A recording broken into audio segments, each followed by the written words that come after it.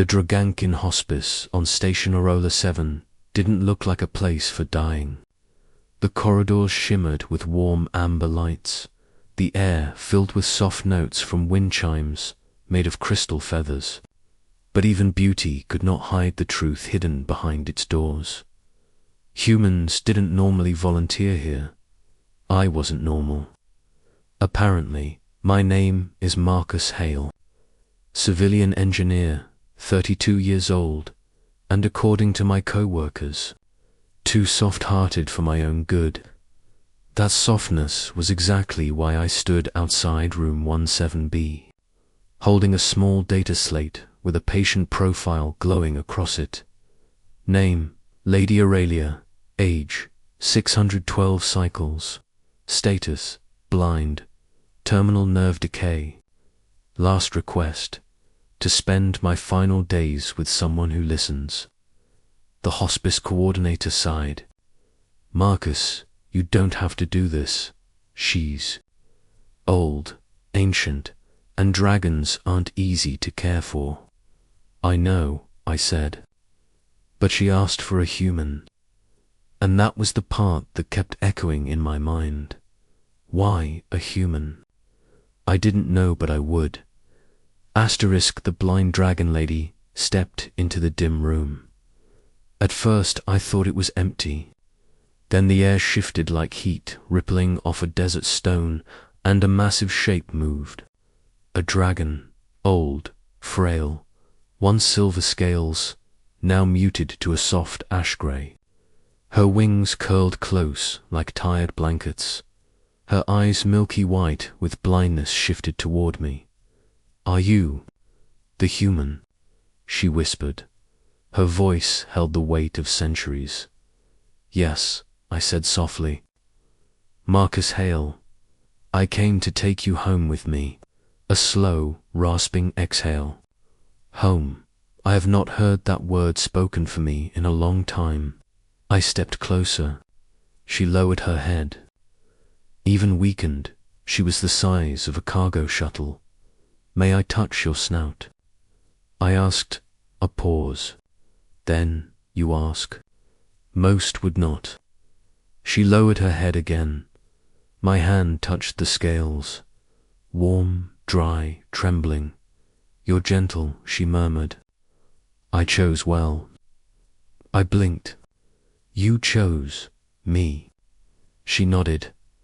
I asked the stars for someone who sees with his heart, not his eyes. A faint smile touched her voice. You came. I swallowed hard. Whatever she saw in me, I would not disappoint her. Bringing her home transporting an elderly dragon wasn't easy. My tiny apartment on the station wasn't made for one. I had to move all my furniture into the hallway and convert the living room into a warm, benthic blankets, soft sonic emitters, heat stones lined across the floor. The station neighbors poked their heads out. A few gasped, a few ran. One kid dropped his snack and whispered, "Whoa." Cool, Lady Aurelia chuckled. Fear not, small one. I am too old to eat anyone. The kid nearly fainted. The trip to my home exhausted her. By the time she settled onto the blankets, she was panting, chest fluttering weakly. I knelt beside her. Do you need medicine? Water? Food? No, I only need rest. Her blind eyes shifted toward me, and company. I pulled up a chair beside her massive head. She smiled. Thank you, Marcus Hale. Stories of the stars every evening. She asked me to read to her. Sometimes book-sold myths, human or dragon. Sometimes scientific papers. Sometimes random things I found on my datapad. She said my voice helped her imagine colors again. One night, after I finished reading, she spoke softly. Humans, you burn bright, like young stars. Is that a compliment?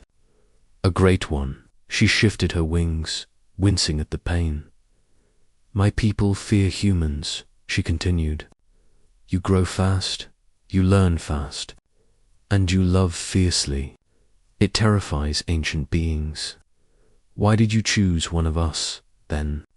I asked. She exhaled, almost a laugh. Because when a star is dying, it seeks warmth, not fear. I froze. She deeply knew that her end was close. Don't talk like that, I said quietly. Marcus, she whispered, I am 6 centuries old. Death is not my enemy.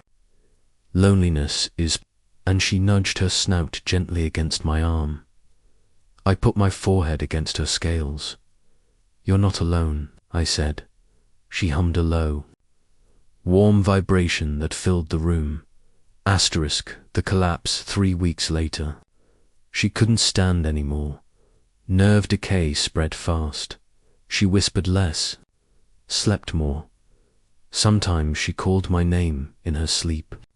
Sometimes she cried out in languages older than human civilization. One night, alarms woke me. Her body was convulsing wings, shuddering violently. I rushed to her side, Aurelia. I'm here. Her blind eyes opened wide, but she didn't see me. Her breathing was ragged. Do not leave. She gasped. I'm not going anywhere. I'm right here. Her claws twitched, searching for someone. I grabbed her massive foreclaw in both of my hands. She squeezed weakly. Marcus, you truly stayed. Of course I did. Her convulsions slowed. She exhaled a trembling sound. Then let me give you my final truth. I leaned close. She lifted her head an inch, trembling with effort, and whispered, when I was young, humans were only myths. We thought you were wild creatures, dangerous, unpredictable. She smiled faintly. We were right. I almost laughed. Thanks, but we never guessed your greatest power. What power is that? She squeezed my hands weakly. Compassion. A tear slipped down her blind cheek, and it is stronger than flame. Her voice cracked. My time is ending, Marcus Hale, but not in fear. In warmth. I choked on my breath. She pressed her head against my chest, like a giant cat seeking comfort. Will you stay until the last? She whispered. I wrapped both arms around her warm forehead. I'll stay, I said, voice breaking. I promise. Her final days after the seizure, she weakened quickly.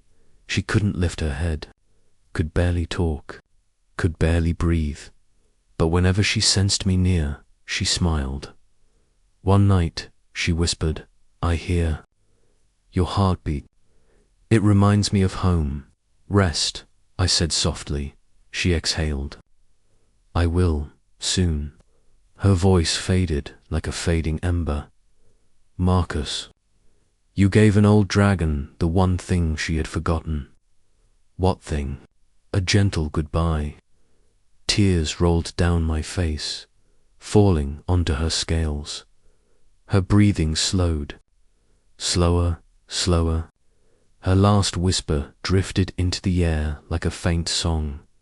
Bright star. Thank you. Then her chest stilled, and the room fell silent. I held her head until her warmth faded. Asterisk, the dragon funeral. The station council expected a private disposal, but dragons don't dispose. When they learned she had died in the home of a human cared for, comforted. On a day gathered by the hundreds, the funeral was held in the star viewing chamber. Dragons of all sizes bowed their heads. The eldest dragon spoke. Lady Ara, keeper of the silver flame, chose a human for her final companion. This honor speaks not of her weakness, but of humanity's strength. He turned to me. You, Marcus Hale, our friend to Dragonkind. I swallowed, not trusting myself to speak. They performed the ancient rite of passing flames, sending a beam of silver fire into the void, carrying her spirit to the stars. As the light faded, I whispered the last words I told her. You weren't alone. Afterward, life returned to normal. But sometimes, when I read at night, I still hear her gentle hum beside me sometimes. When I close my eyes, I feel her warmth.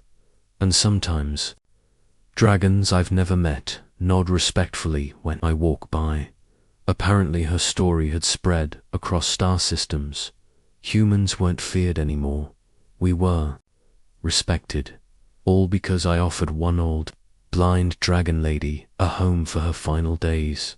And in return she taught me what it means to be human. Asterisk, asterisk.